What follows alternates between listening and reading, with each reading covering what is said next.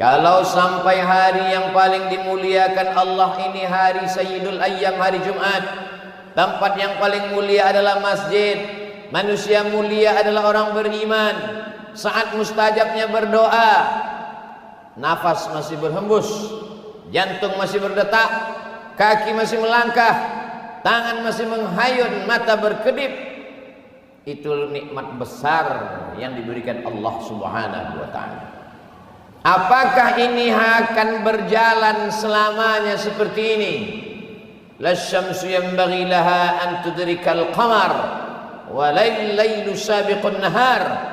Matahari tak berjumpa dengan bulan, bulan tak menabrak matahari, malam tak mungkin mendului siang, siang tak mungkin mendahului malam. Wa kullum fi falakin yasbahun. Semuanya berjalan di garis edarnya masing-masing.